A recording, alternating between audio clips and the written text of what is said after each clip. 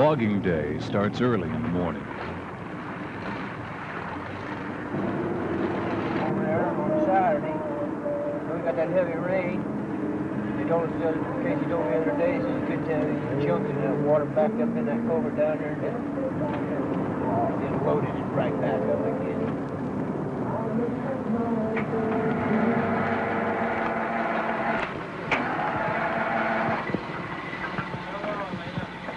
Hit her one more time, Brown.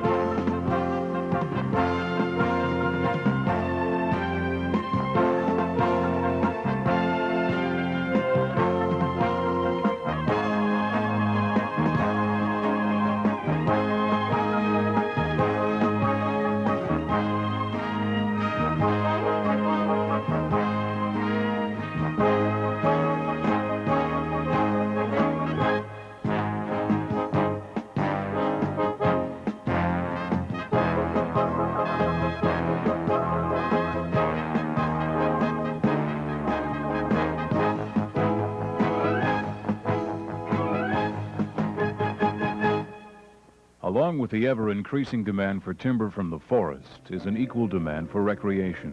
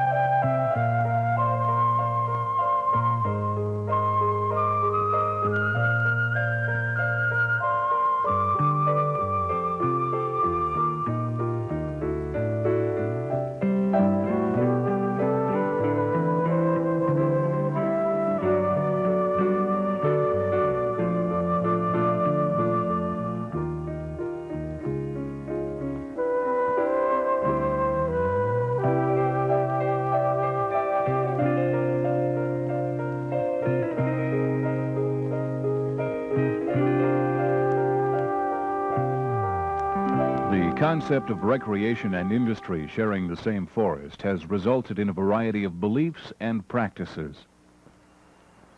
As far as recreation in the general forest, it seems that from a point of view looking at primitive types of recreation, backpacking, bird watching, flower identification, walking for enjoyment, sightseeing, non-motorized types of recreation, it seems that every time a new road is built, it's built right over the top of a trail, an old existing trail that's left from the early 20s and 30s. And we find a real lack of trails now because of that policy. I suppose that the old trails were built the easiest way possible, and that's the way the roads seem to go. Trying to have a primitive type recreation experience is very hard. That's one reason we'd like to see some wilderness areas set aside in the Umpqua. In my opinion, there are three kinds of people involved in the environmental movement in general and the wilderness movement specifically. It begins with the crusader, the person who rightly or wrongly believes that he sees a public need, a social need of some kind, and responds to it. He's sincere and honest about it, whether he's right or wrong. The second one is what I call a profit seeker. He's in it for money. He works for the group as a professional. He's their lobbyist, their attorney, or manager, or something. He's simply in it for dollars. The third one, and possibly the one that is the most dangerous, is what I call the pressure believer. The person who has some inner need to express himself. He really doesn't have any great belief in what he's doing.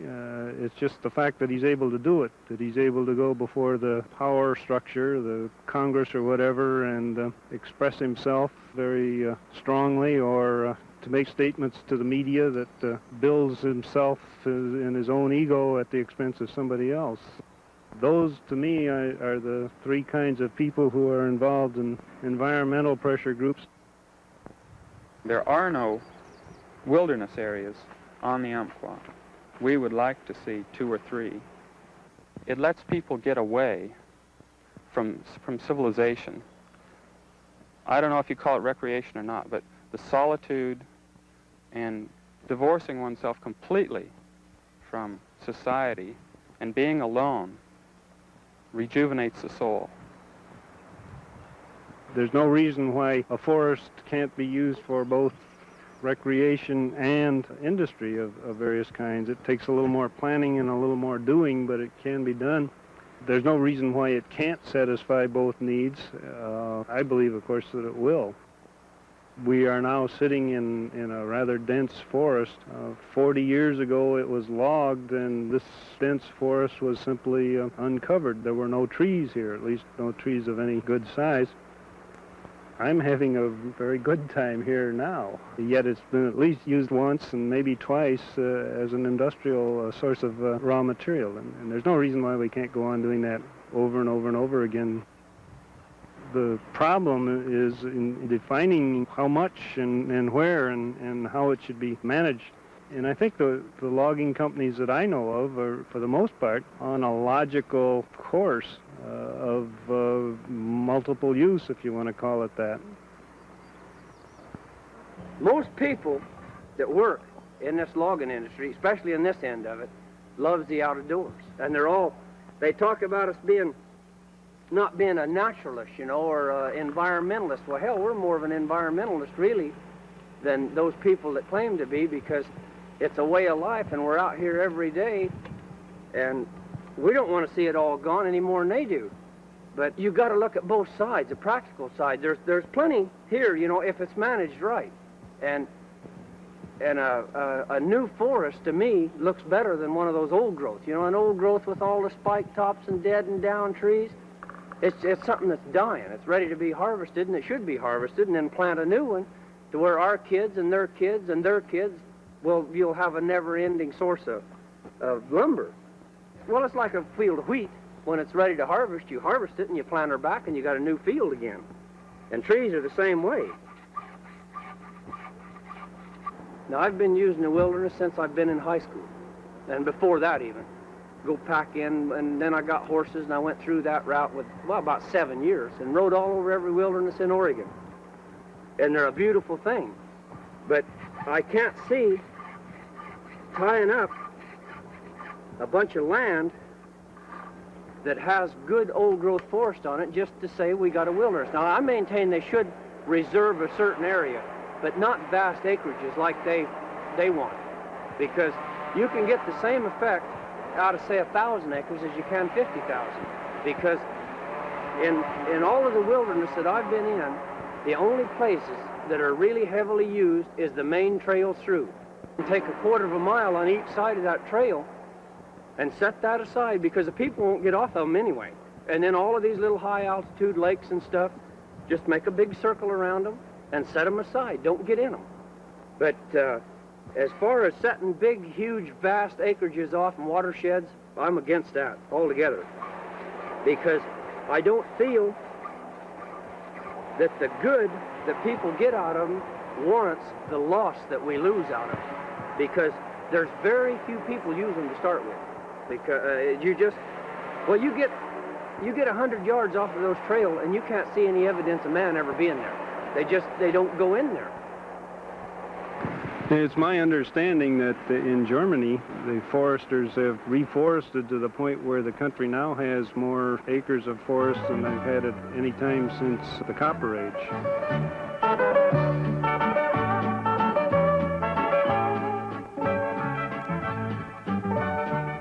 Living up here in the high mountains of the Black Forest.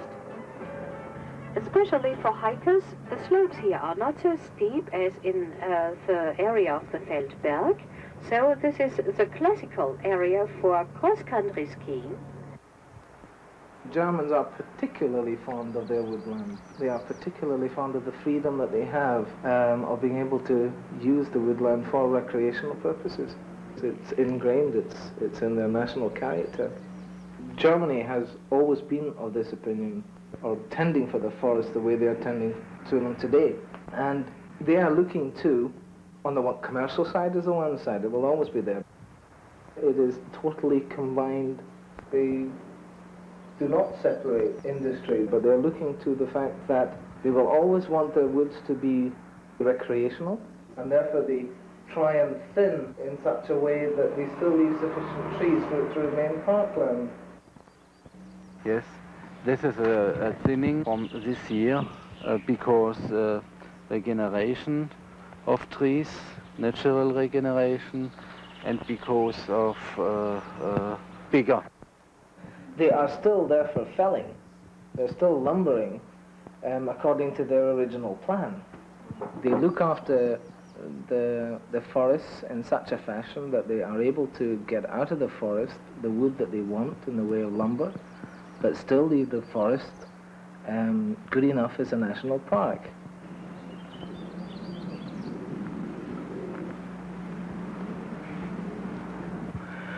But 100% of the forest land here can be used by anybody and everybody for walking on, cycling on, and also horse riding on, which is, to me, absolutely marvelous. The Forestry Commission sends out questionnaires regularly to the people en masse in a particular area, asking them, are they happy with the recreational facilities that the Forestry Commission is preparing for them and has prepared for them? Are they happy with the roads and the amount of roads, children's playgrounds and cross-country ski paths, plus all the other paths and everything else that they've built in these forests? From the return of these questionnaires, they then do something if it's asked of them. They do try and keep one step ahead. The woods belong to the people. They are cared for and tended for because the Germans love their woods and their forests. It's much a part of them as breathing or any other recreation. They can go anywhere in the woods. You'll never see papers or rubbish just thrown around. It is cared for them, and they care for the woods in return. They've also marked the ways you can, they've got maps, special maps, and they've got walkways, and they've got them all marked and colored and everything else so that you don't get lost. Well, you can plan your day. You can plan your days wandering. You've got a map, and you see the blue sign indicates how many miles it is to a certain place, how long it's going to take you to get there.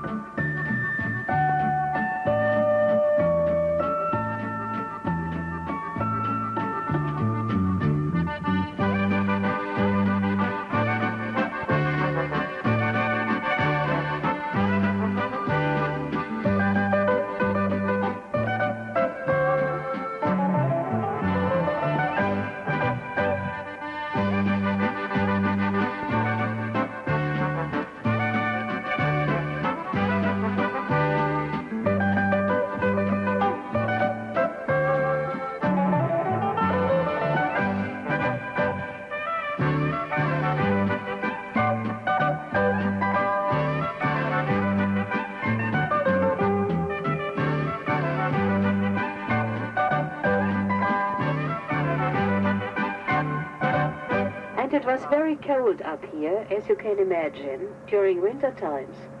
Therefore, they had to live in a more or less independent form. Everything what they used, they had to produce themselves. The cloth, the furniture made of wood, and they used straw, for instance, for stitching and for braiding mattresses. And they even had a special ritual when they went into the wood to cut down the timber.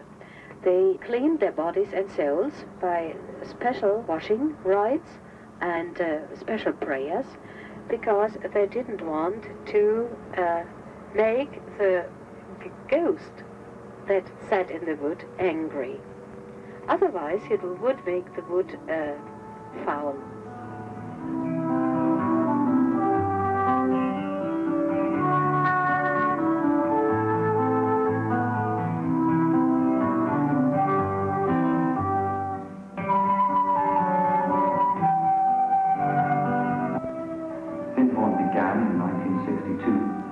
As a garden whose purpose was to demonstrate cooperation between the human kingdom and the forces of nature. If you're connected with trees, really you've got a passport to the universe. This is my attunement to an alignment of forces. It's not Dorothy McLean's or anybody else's, but probably Dorothy McLean, who was the person in the origins and the foundations of Findhorn, who worked with the Davion, would probably be the same as me. I mean, we would probably, I suspect, have the same opinions.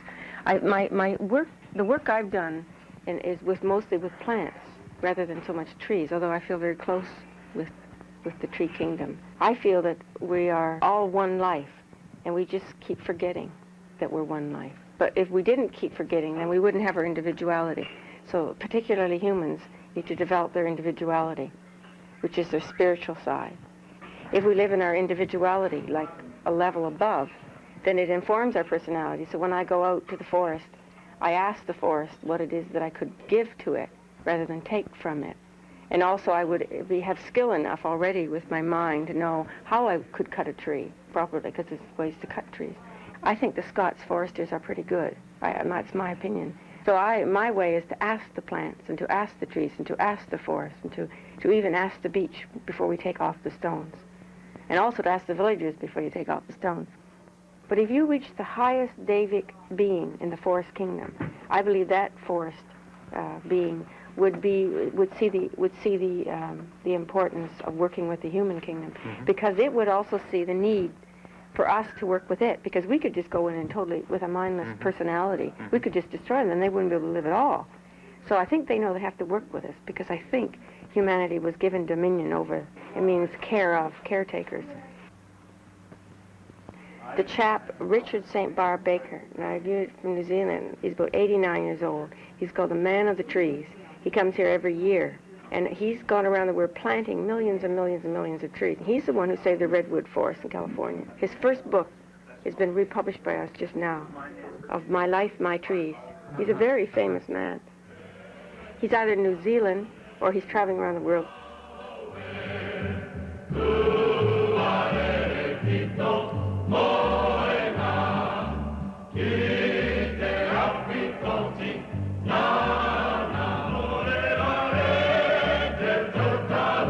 suppose it all started back in 1886 with the eruption of Mount Tarawera. The eruption happened at a time when tourist industry in the area was quite high. The main attraction were things like the pink and white terraces, and people came to Rotorua specifically for that. And after the eruption, the land was covered in ash. And being barren land and a large population of unemployed people, it worked in that to establish exotic forestry in this area kind of worked in. We started planting in about 1898. The opportunity after the eruption to plant a large tract of land was too good to pass up. And it was anything that they could get their hands on. A pocket full of seed of this, or they ordered stuff from Canada mostly. They had agreements with the time with the Commonwealth, and Canada sent most of the seed. So we ended up with about 35, 40 different species at the moment. The compromise between recreation and production, production was always in the forest to begin with.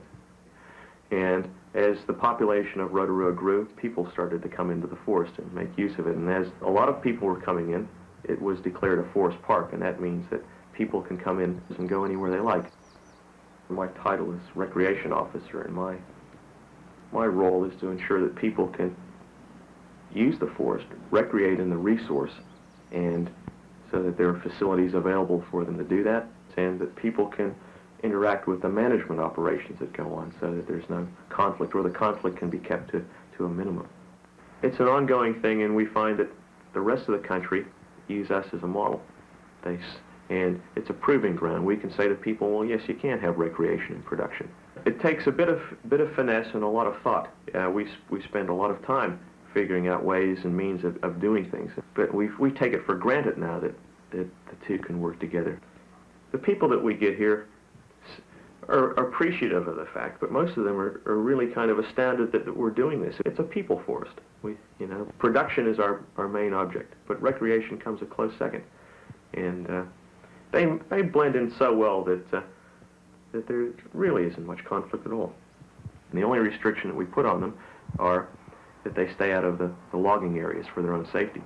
We signpost the roads and ask them to stay away because the area is hazardous. And we're slowly getting people the idea that logging is not a good thing to creep up on and have a look at. There's no reason whatsoever why they can't go in anywhere else in the park. We've developed a facility for people who think the forest is an alien environment. And we've developed a marking or a walking track system. It's color-coded. They start at A and end at A. And that just reassures the person who's never been in a forest before that it's safe to go in. This is an area of Douglas fir and European larch mixture. The European larch was planted in 1913, and the Douglas fir was underplanted afterwards 2 years later. It's a fairly high recreational area. It's quite beautiful. There are logging roads going through it. This road behind me was an old logging road, and we keep it maintained for recreational access. A pure stand of European larch on the other side of the road is due for clear felling, and that will be reestablished in Douglas fir and larch mixture. So it's an area of high recreational value, and with a little thought you can keep it that way and keep production going. We had a picnic area or a rest area on one of the main highways that we production thinned, and we went to a lot of problem to make sure that landscaping was right, and we put up interpretation signs so that when people came into the rest area, they could have their lunch, read the signs, and see the logging operation going. We find that when people know, are informed and taken into management's confidence, then they'll understand. It's like anything else that people do. Once they get an attitude towards it, it's very hard to change. So that our object is to get them an attitude where they appreciate what we're doing and understand why. The Green Lake picnic area, or this site, it's kind of hard to imagine that at the turn of the century it was covered in ash from the eruption of Mount Tarawera, and there was nothing here. It was desolate. No vegetation existed at all. And likened to sand dunes or the desert. The site of the Douglas fir, which was planted in 1910, is going to be the area for our interpretation trail. And here we hope to explain to the public about exotic forests and the environment that is produced when you have an exotic forest, the tree canopy and the native understory that develops afterwards, and to show them that exotic forests can be interesting places and the environment is not disrupted because of them. The Forest Service has adopted the attitude of conservation as opposed to preservation. Preservation, in our way of thinking, is have a forest and lock it up and use it for nothing else except a scientific reserve or whatnot, and not being able to use it and preserving it. Whereas in conservation, we realize that society has different needs and different wants, wood production, recreation, and that's what we call conservation. As far as avoiding a confrontation, they can't avoid a confrontation with the pressure relievers and profit seekers. They can with the crusaders. They, of course, are the basic part of the power structure of the wilderness groups, and as they see reason why they will simply desert the profit seekers and pressure relievers, and their power structure will dissolve. Then, with luck, we can achieve a compromise of some kind. Both sides keep strictly apart, usually. There's very little cross-communication whatsoever. I would like to find something that the environmental community and industry could agree upon. I would like to be able to sit down and talk to them and discuss our differences.